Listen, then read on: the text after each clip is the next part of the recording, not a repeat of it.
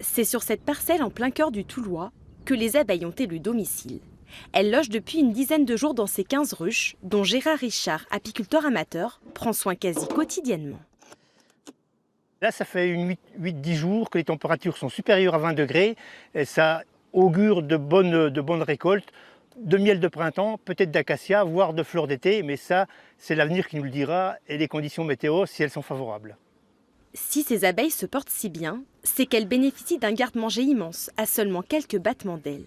Ce colza en fleurs fait partie des plantes mellifères, les plantes préférées des butineurs, car elles contiennent une grande quantité de nectar.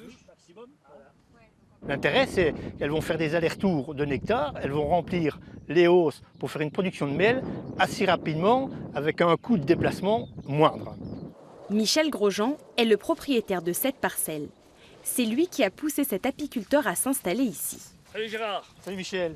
Aujourd'hui, les deux hommes sont devenus des alliés dans ce projet en faveur de la biodiversité.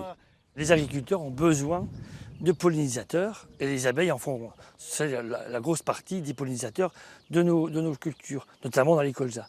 On peut voir une augmentation de rendement grâce aux pollinisateurs qui viennent. Donc on a intérêt à les protéger.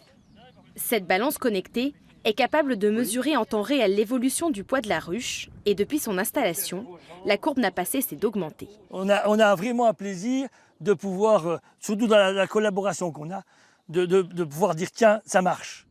Une fois le colza récolté, ces ruches seront déplacées vers une autre exploitation produisant une plante mellifère. L'objectif est de trouver de nouveaux participants pour rapprocher ces deux mondes qui se sont longtemps ignorés.